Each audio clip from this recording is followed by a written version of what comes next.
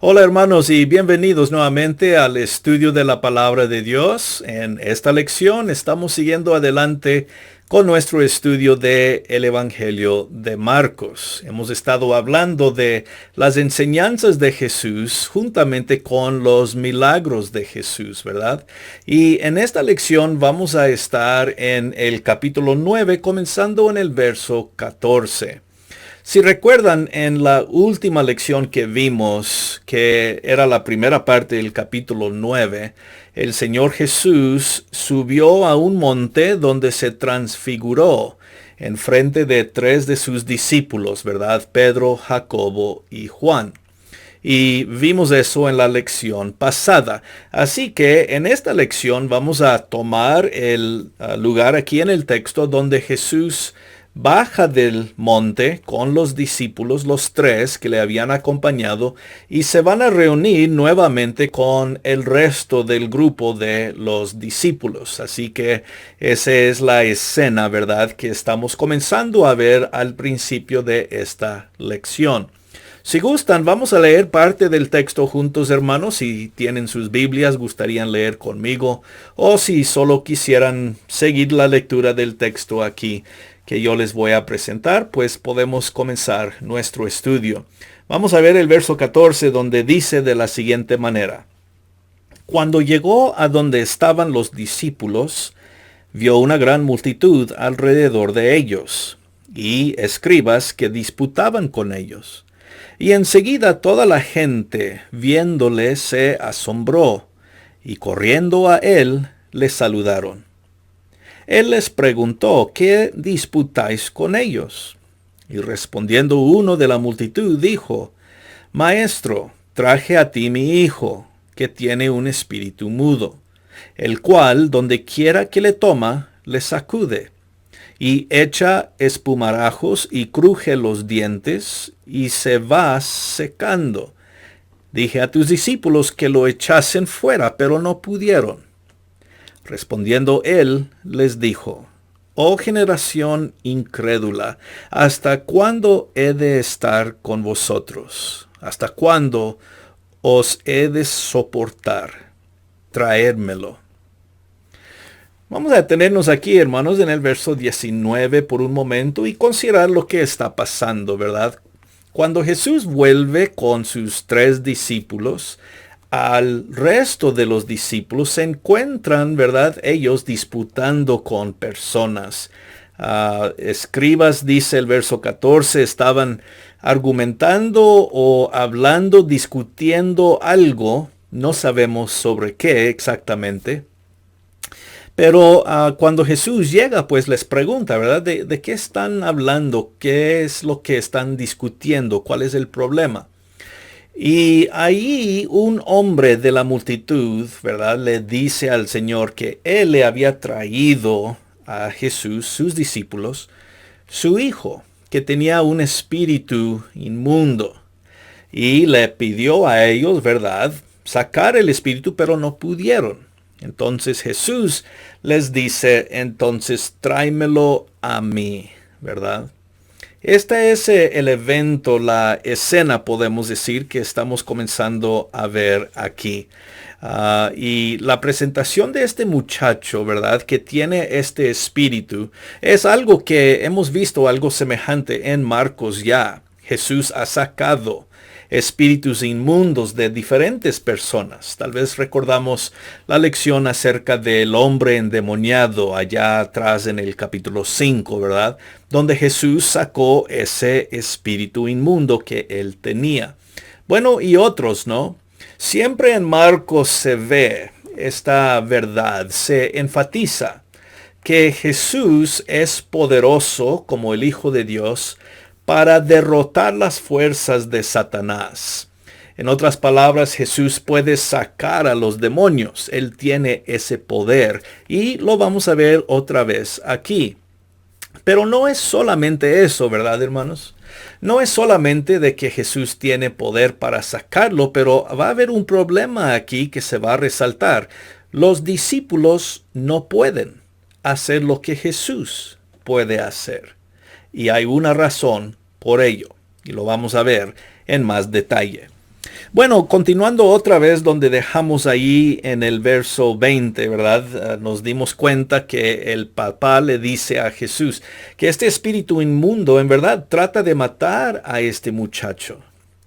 Y le trata de hacer unas cuantas cantidades de cosas. Vamos a darnos cuenta que le trata de echar al fuego para matarle.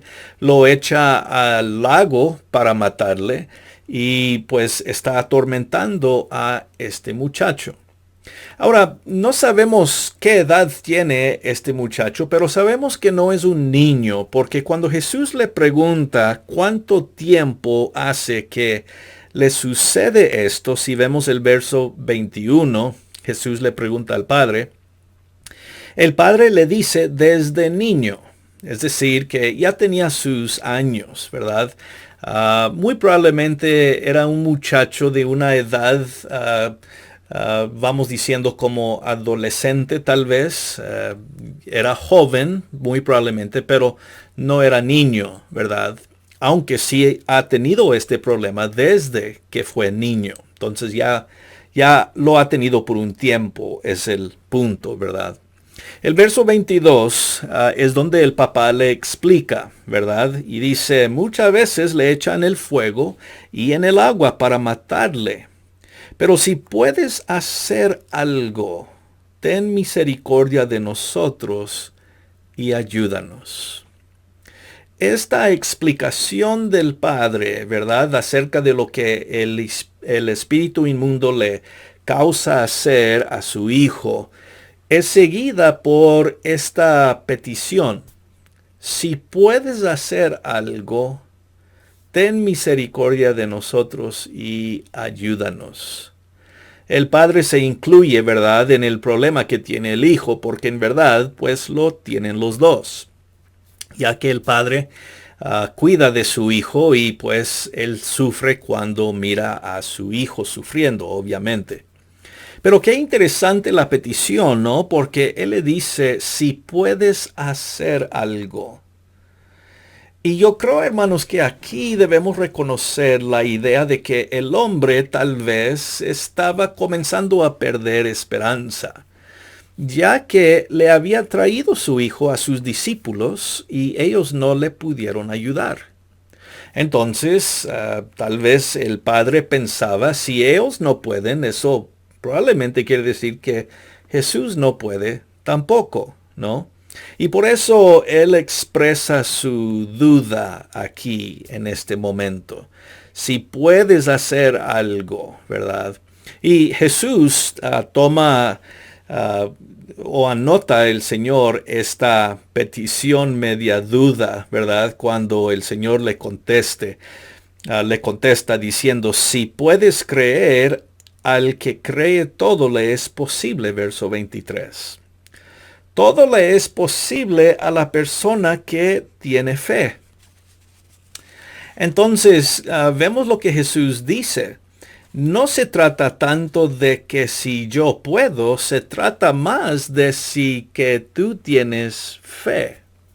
La idea central que Jesús va a resaltar aquí es la presencia o la falta de fe. ¿Cuál eres tú?, le pregunta al Padre, ¿no? ¿Tienes fe? Todo es posible para aquel que tiene fe.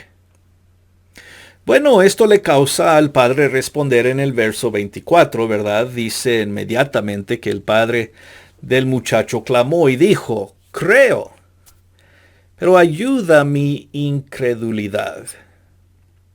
Qué respuesta interesante, ¿no?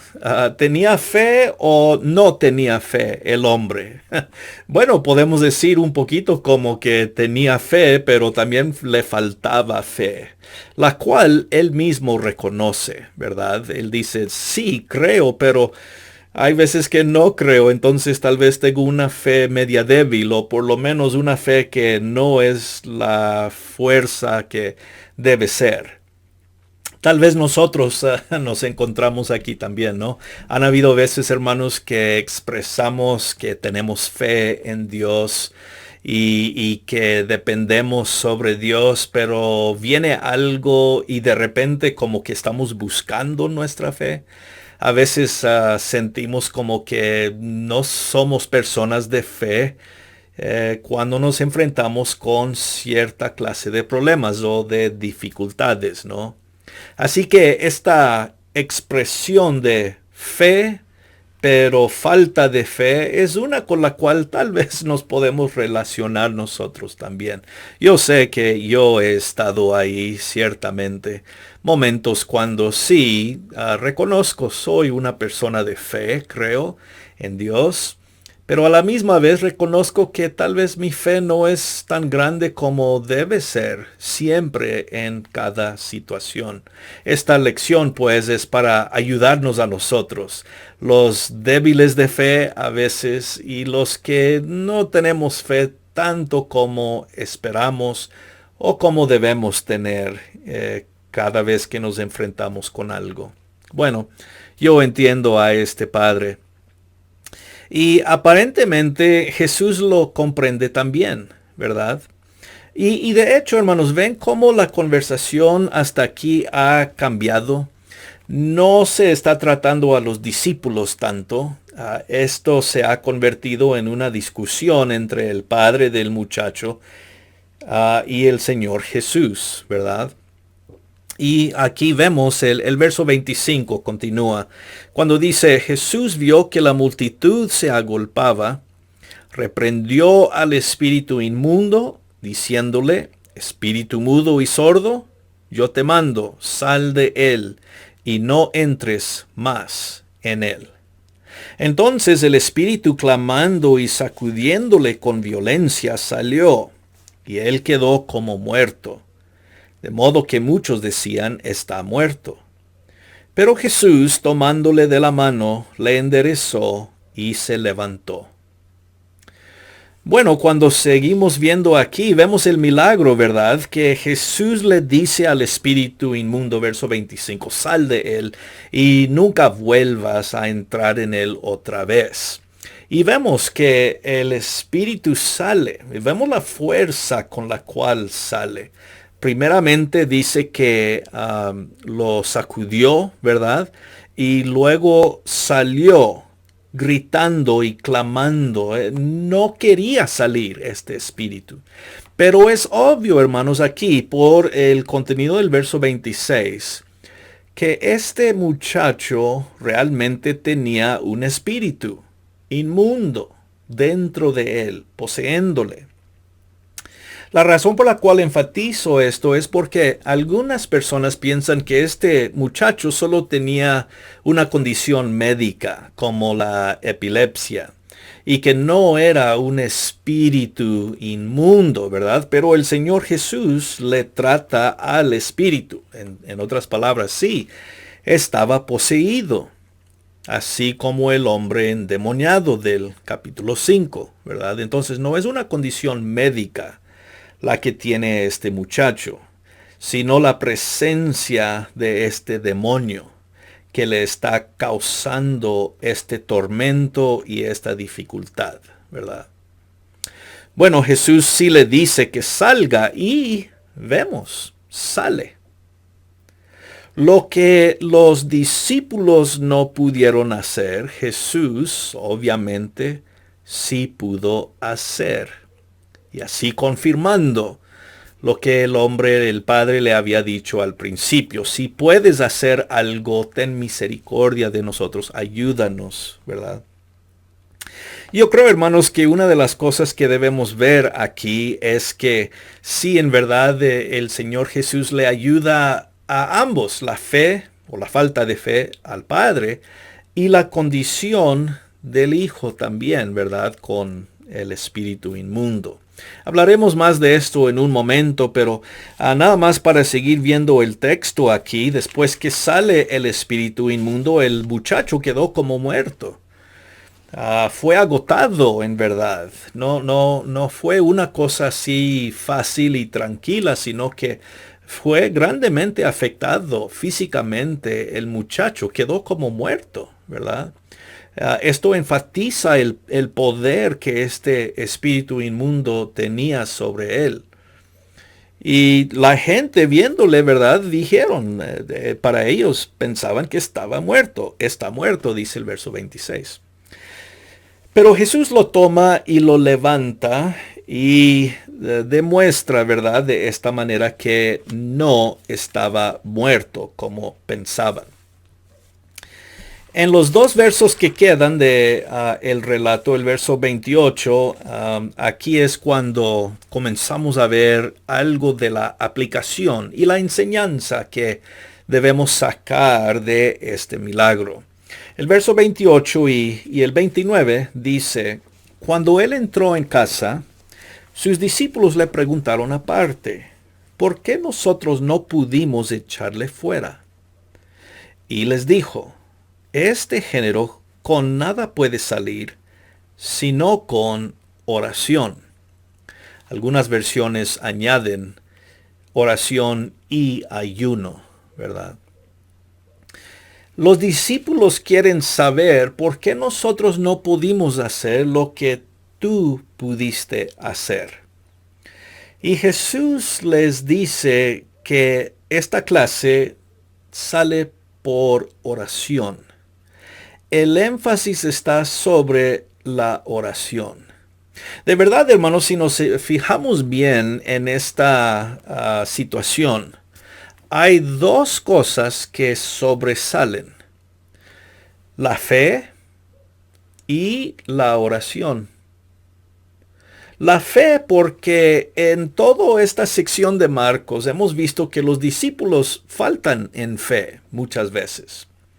Resalto fe aquí porque el Padre tiene algo de fe, pero también reconoce él mismo que falta en fe. Entonces, la fe en verdad es algo central en este pasaje. Y cuando vemos este pasaje, bueno, los otros evangelios lo contienen también. Mateo lo tiene, Lucas lo tiene, Marcos lo tiene. Y en cada una de estas partes de los evangelios siempre hay esta cuestión de fe. Entonces vemos, los discípulos parece que faltan en fe. El Padre ciertamente falta algo en fe, aunque tiene algo de fe. La fe es central aquí, pero vamos a combinar esto aquí, hermanos, con la oración. Porque Jesús le dice específicamente a los discípulos que este tipo de demonio o espíritu sale solo con o por medio de la oración. Entonces, vemos este contraste. Tenemos a Jesús en la última sección, en la transfiguración, glorioso, poderoso, así como Dios, ¿verdad? En toda su gloria. Pero inmediatamente nos encontramos con los discípulos y vemos el contraste. Ellos no tienen pues nada de poder. Entonces, Marcos aquí nos está llamando la atención a esto. ¿Cuál es el problema que tienen los discípulos? ¿Por qué están débiles en cuanto a su poder para sanar a este muchacho? La respuesta está en dos partes. Una, cuando Jesús le dice al Padre, todo es posible para la persona que tiene fe, la persona que cree. Y cuando le contesta a los discípulos, ¿por qué no pudimos sacar el espíritu? Jesús dice, por falta de oración. Entonces, aquí está la respuesta. Las dos partes van juntas. La fe lleva al ser humano a orar a Dios.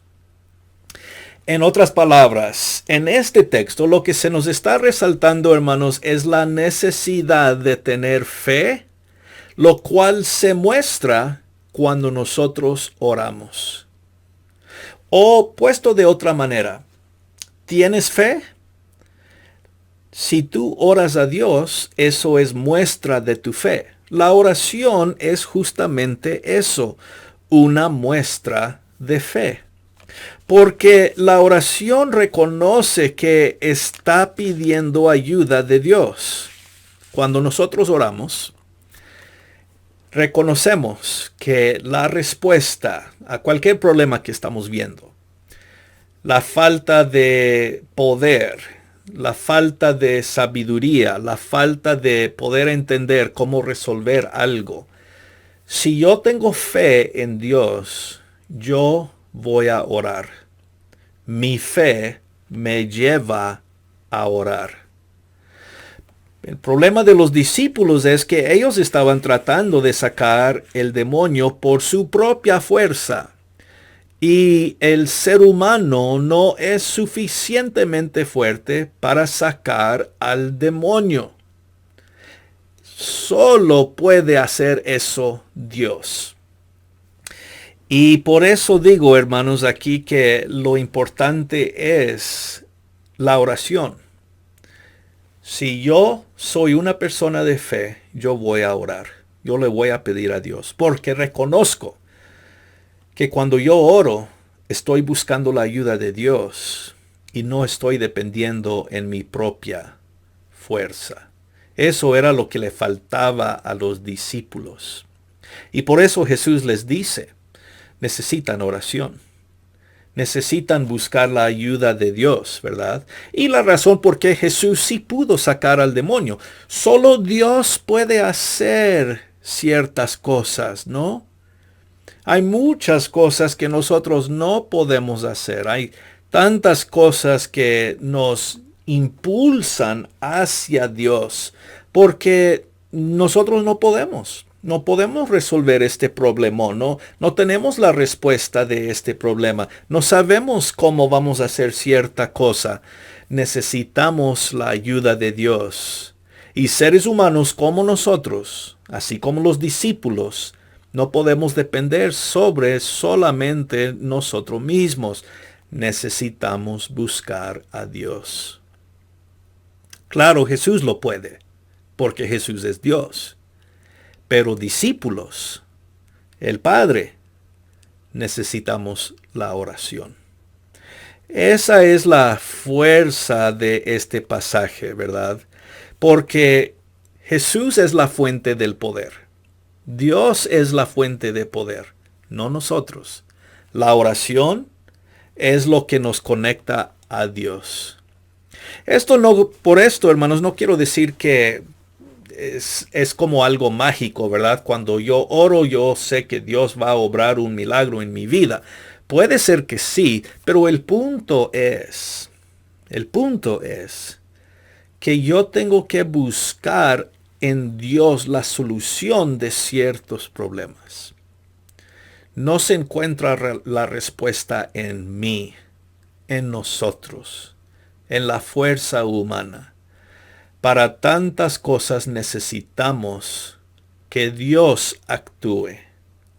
Y la única forma de pedirle a Dios es por medio de la oración. Entonces sí, se trata de fe. Pero hay que reconocer que la fe me lleva a la oración. Si no soy una persona de fe, entonces no voy a orar. Esa es la verdad. Si tengo fe, eso me lleva a orar. Pero si falto en fe, no voy a orar. Voy a buscar la solución a mi problema de mi propia fuerza. Entonces, creo si captamos la lección de este texto bien, hermanos, nos anima en verdad a ser personas de fe, que buscamos a Dios, que le pedimos a Dios, que le vamos a Él en oración. Ahí está la respuesta que necesitamos y el poder para nuestras vidas. Bueno, hermanos, espero que esta lección nos ayude, nos anime a seguir adelante creciendo en nuestra fe y en nuestra vida espiritual. Hasta la próxima vez, en la próxima lección. Espero que estén bien, que el Señor les bendiga, hermanos, y como siempre, gracia y paz.